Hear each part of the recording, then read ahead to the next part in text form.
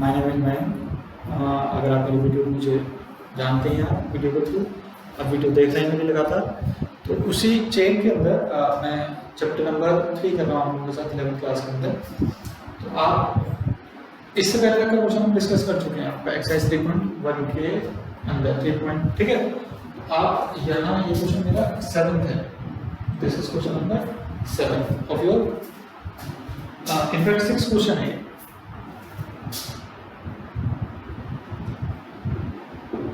Five का question का discussion मैं आप लोगों के साथ कर चुका हूँ। ठीक है, तो यहाँ तक की बातें आपको समझ आ गई थी इससे पहले तक की। अब इस पर्टिकुलर क्वेश्चन को देखिए, if in 2 circles are of the same length, मतलब 2 सर्कल हैं डिफरेंट रेडियस के हो सकते हैं, वो उनके अंदर जो आर्क बना वो सेम है। Arc of the same length subtends an angle 60 degree and 75 degree. तो वहाँ क्या है कि 2 एंगल बन रहे हैं सेंटर पर, वो कितने बन रहे हैं 60 एंड 75 रेस्पेक्टिवली। ठीक है, at the centre find the ratio of their radius. तो उन सर्कल्स की रेडियस का रेशियो पूछो। मतलब आप ऐसा मान लो एक छोटा सर्कल होगा, एक बड़ा सर्कल होगा, ये कोई आर्क है आपका, यहाँ मैंने लिया AB और इतनी ही लेंथ का आर्क मैंने यहाँ ले लिया CD। एक बार तो ये एंगल सब्सटेंड कर रहा है यहाँ पर से 60 डिग्री और यहाँ पर एंगल सब्सटेंड कर रहा है 75। ठीक है, आप 60-70 कहीं भी ले लो, कोई फर्क नहीं पड़ता। आपसे रेडियस का रेशियो पूछा होगा तो इसको 2 तरीके से कर सकते हैं, फिर 2 से भी ज्यादा तरीके से कर सकते हैं, लेकिन जहां गलत है वो मैं जरूर बताऊंगा आपको कि गलती कहां होती है। बच्चे क्या मानते हैं कि भाई हमने ये सॉल्यूशन करते हुए करा, मुझे देखा कि भाई आर्क लेंथ की बात दे रखी है और एंगल दे रखा है, तो आर्क लेंथ और एंगल को रिलेट करने वाला एक फॉर्मूला सीधा था, theta is equal to L by R। Theta is equal to L by R, तो L कितना हो गया R थीटा, L कितना हो गया R थीटा, यानी कि R प्लस किसके इक्वल होगा रेडियस इनटू थीटा के एंगल के। तो अब हम क्या पूछते हैं, for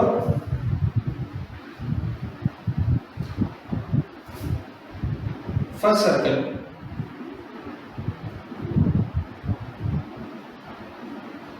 let radius be r1 and theta 1 कितना मान लिया 60 मान लिया। ठीक है, and for second circle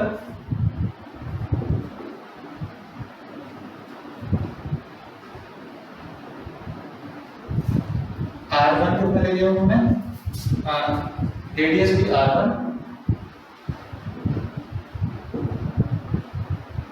and theta 2 question के अंदर 75 दिया हुआ। ठीक है, अब उस वैल्यू की बात करते हैं। पहले वाले केस के लिए क्या बनेगा, अकॉर्डिंग टू क्वेश्चन क्या है, तो भाई पहले वाले केस में जब थीटा 60 था और आर्क लेंथ सेम आना होगा, L किसके इक्वल आएगा L1 is equal to R1 theta 1। ठीक है, और इसको आप आंसर ये, और L2 किसके इक्वल आएगा R1 R2 थीटा। ये बात नहीं ना कि पहले वाले का आर्क लेंथ अगर आप डिस्कस करो तो L1 बनना चाहिए, दूसरे वाले का L2 बनना चाहिए, लेकिन क्योंकि वो सेम है as L1 is equal to L2, तो इसका मतलब R1 theta 1 is equal to R2 theta 2 होगा। R1 बाय R2 पूछा हुआ आपसे क्वेश्चन, तो बनेगा थीटा 2 बाय थीटा 1। सेकंड वाला एंगल 75 था, फर्स्ट वाला 60 था, तो ये आ जाएगा 5/4। तो जो रेडियस का रेशियो वो कितना आ जाएगा 5/4। बात समझ आ रही है? तो ये क्वेश्चन देखने में ठीक लग रहा है, आपका आंसर भी इससे मैच कर रहा होगा, लेकिन गड़बड़ कहाँ है इस क्वेश्चन में, इस पर्टिकुलर क्वेश्चन में मिस्टेक जो सबसे बड़ी है वो ये है कि जो थीटा लिखा गया थीटा 1 और थीटा 2 वो किसमें लिखे गए डिग्री मेजर में, किसमें लिखे गए डिग्री मेजर में, और ये जो फॉर्मूला था किसमें चलता था रेडियन मेजर में, किसमें चलता था रेडियन मेजर में। तो ये जो थीटा है ना, या तो आप उसको रेडियन में कन्वर्ट करो या तो उसको रेडियन में कन्वर्ट करो, अदरवाइज आप इस फॉर्मूले को नहीं अप्लाई करोगे। रेशियो निकालते में तो कैंसिल हो गया, बहुत बार ऐसा होगा कि जहां रेशियो नहीं निकालना है तो फिर वो वहां गड़बड़ करेगा। तो मैं इसको क्या कर रहा हूं, अगर मुझे डिग्री को रेडियन में कन्वर्ट करना, तो मैंने सिखाया था डिग्री को रेडियन में कन्वर्ट करने का मतलब है कि 1 degree is equal to radian पता करो पहले। तो हमने सीखा था 180 degree is equal to pi radian, 1 degree is equal to pi by 180, क्योंकि डिग्री को कन्वर्ट करना था ना। तो मैं इसमें किससे मल्टीप्लाई करूंगा पाई बाय 180 से। अब ये रेडियन हो गया, सेम चीज यहां कर दो, इंटू पाई बाय 180, ये भी यहाँ क्या होगा रेडियन। अब आप ये पर्टिकुलर फॉर्मूला अप्लाई कर सकते हो, तो वहां आप सब कुछ ठीक है, बस आप क्या करोगे थीटा 1 इसके साथ आप वैल्यू डाल दो जो हमारा सॉल्व हो गया। क्या ऊपर क्या आ जाएगा पाई by 180 divided by pi by 180, ultimately ये कैंसिल हो जाएगा और ये 5/4 सॉल्व हो जाएगा। तो क्वेश्चन में कोई फर्क नहीं है, लेकिन अगर आप ये मिस्टेक करोगे एंगल वाली तो हो सकता है टीचर इस क्वेश्चन को काट दे, ठीक है ना। मैं पर्सनली इस क्वेश्चन को यहाँ काट देता हूँ क्योंकि मुझे लगता है कि यहाँ फॉर्मूला अप्लाई हो ही नहीं सकता है ना। मेक श्योर कि आप उसको ठीक कर रहे हो। और भी तरीके हैं इसको करने के, बट मेरे हिसाब से आपको, क्योंकि हम इसी कंसेप्ट पर काम कर रहे थे, 10th में भी हम करते हैं क्वेश्चन को, 10th वाले मेथड से भी कर सकते हो, वहाँ डिग्री में भी क्वेश्चन सॉल्व हो जाएगा क्योंकि वहाँ ये पाइथागोरस ऑलरेडी आ रहा होता है, ठीक है ना। तो आप इस तरीके से इस क्वेश्चन को कर दीजिए। This is question number 6। अब इस एक्सरसाइज का लास्ट क्वेश्चन और मैं डिस्कस कर देता हूँ, तो ये पूरी एक्सरसाइज वाइंड अप हो जाएगी आपकी। चलिए आगे देखिए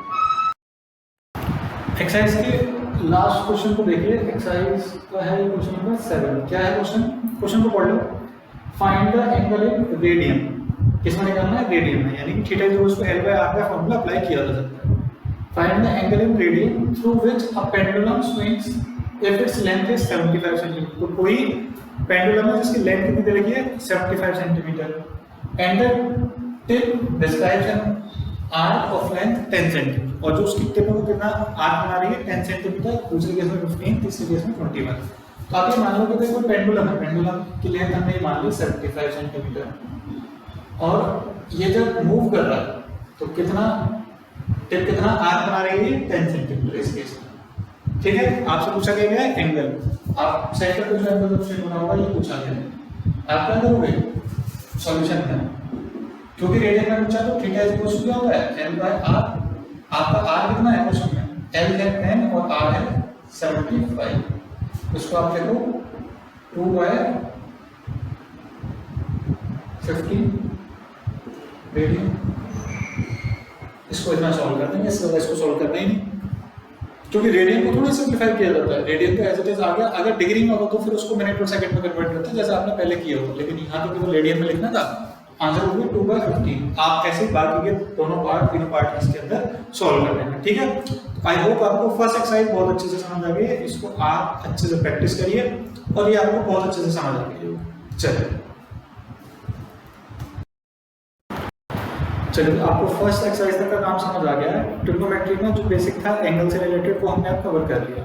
अब जो सबसे इंपॉर्टेंट पार्ट है, जो हमें 10th का एक्सटेंशन करना है, वो अब आप समझो क्या था। जैसे हमने 10th के अंदर ट्रिगो में जो बेसिकली सीखा था वो ये सीखा था कि जो ट्रिग्नोमेट्री हमने डिफाइन की थी, ट्रिग्नोमेट्रिक रेशियो डिफाइन किए थे, वो कहते हैं एक्यूट एंगल ट्राइंगल है, कोई राइट एंगल ट्राइंगल है जो एक्यूट एंगल है, ठीक है। और उसके अंदर हमने क्या किया, साइड्स के रेशियो को डिस्कस किया। तो जो साइड्स के रेशियो थे वही आपने उसको ट्रिग्नोमेट्रिक रेशियो बता दिया। तो मेजर कंसेप्ट था एक्यूट एंगल पर बात की गई थी, मतलब एंगल 90 से छोटा होना चाहिए। आपने 0 के लिए काम किया, 30 के लिए काम किया, 45 के लिए काम किया, 60 के लिए काम किया, और एट मैक्स आप कहाँ तक गए थे 90 तक गए थे, है ना। तो एक्यूट एंगल पर काम किया था, लेकिन क्या वो एक्यूट एंगल तक ही रिस्ट्रिक्टेड है, इसको आगे डिस्कस करने के लिए, ट्रिग्नोमेट्रिक आइडेंटिटीज को समझने के लिए जो हमने 10th क्लास में सीखी थी उसको समझने के लिए हम एक कंसेप्ट को थोड़ा सा और एक्सटेंड कर रहे हैं। तो अब आप क्या समझिए कि सपोज करो आपके पास कोई कोऑर्डिनेट एक्सिस है, बात समझ आ रही है आपको, कोई कोऑर्डिनेट एक्सिस थी और मैं रेडियन मेजर के एंगल पर काम कर रहा हूँ। क्या कर रहा हूँ, रेडियन मेजर के एंगल पर काम। थोड़ा सा मैं इसको अलग कर देता हूँ क्योंकि ये यहाँ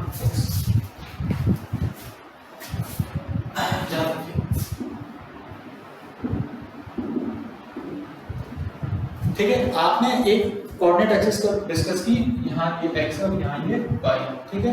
यहाँ -x मान लेना और यहाँ -y।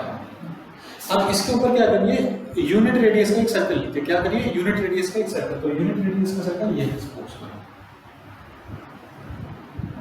इसकी रेडियस कितनी है 1 यूनिट। रेडियस में यहाँ लिख देता हूँ, रेडियस कितनी है, और वो कुछ भी हो सकती है, सेंटीमीटर हो सकती है, मीटर हो सकती है, किलोमीटर हो सकती है, कुछ भी हो सकती है, ठीक है। हम रेडियन मेजर पर काम कर रहे हैं। अब सपोज करो इसके ऊपर आपने कोई पॉइंट ले लिया P, पॉइंट के लिए P, और उसका जो एंगल सब्सटेंड कर रहा है किस डायरेक्शन में, एंटी क्लॉकवाइज डायरेक्शन में। एंटी क्लॉकवाइज इसलिए ले रहे हैं, देखो ये ध्यान देना, यहाँ कौन सा एंगल लिए एंटी क्लॉकवाइज डायरेक्शन में, ये एंगल आपने कितना मान लिया, थीटा मान लिया। कितना मान लिया थीटा, और इस पॉइंट के कोऑर्डिनेट x, y है। क्यों? क्योंकि भाई किसी कोऑर्डिनेट एक्सिस के ऊपर का पॉइंट है, p क्या है? कोऑर्डिनेट एक्सिस के ऊपर का पॉइंट है, जो बस क्या फर्क पड़ रहा है, सर्कल के ऊपर लाई कर रहा है। ये वाला पॉइंट कहाँ लाई कर रहा है? सर्कल के ऊपर, कहाँ पर है ये पॉइंट? p है, ठीक है। और उसके कोऑर्डिनेट मैंने आपको दिए x, y। आप थोड़ी सी बेसिक चीजों का ध्यान दो कि अगर आपसे बोला जाए यहाँ से इसको परपेंडिकुलर डाल दो, ये o मान लो, ये p मान लो, ये f मान लो, ठीक है।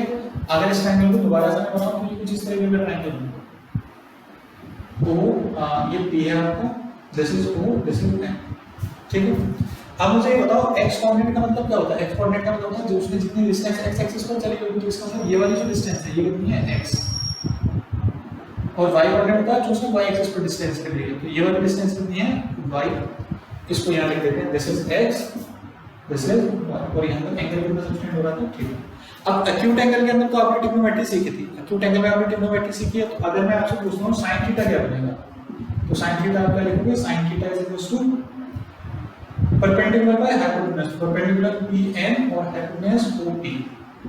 ये तो 1 है, क्यों 1 है? क्योंकि रेडियस 1 है, आपको क्वेश्चन में दिया होता है रेडियस कितनी है, तो OP कितना होगा? 1 यूनिट होगा।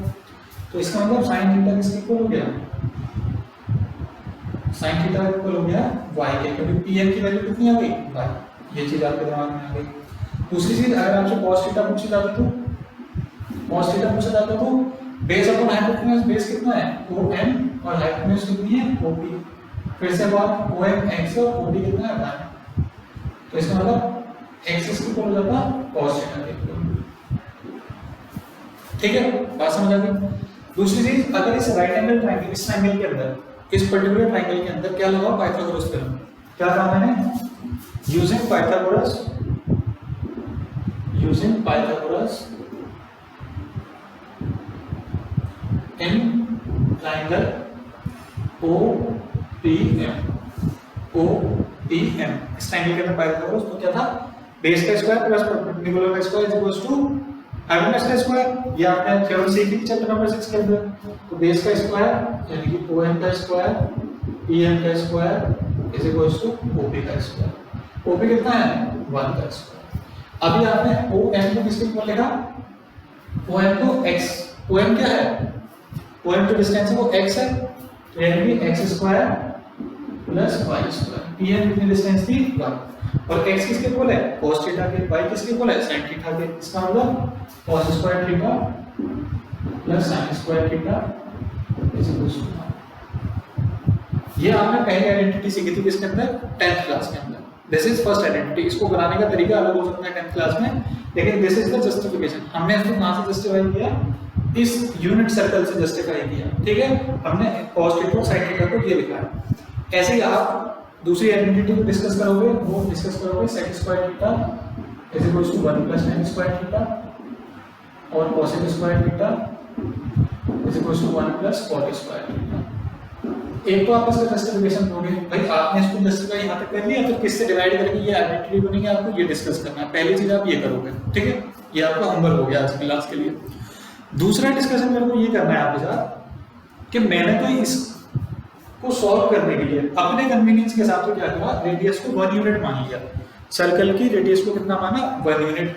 लेकिन अगर रेडियस की सर्कल को 1 से बड़ा मान लेते, 5 यूनिट मान लेते, 7 यूनिट मान लेते, तब भी क्या मेरी ये कैलकुलेशन जस्टिफाइड है या नहीं है? मैंने क्या कहा, हमने रेडियस 1 यूनिट अपने पर्पस के लिए मानी थी ना, ऐसा कोई गारंटी तो नहीं था। लेकिन मैं आपसे ये पूछ रहा हूँ, अगर रेडियस 1 यूनिट नहीं होती तो भी क्या ये रिजल्ट होल्ड होगा? और अगर होल्ड होगा तो उसका क्या जस्टिफिकेशन है? हम ऐसा क्यों सोच पा रहे हैं, क्यों हम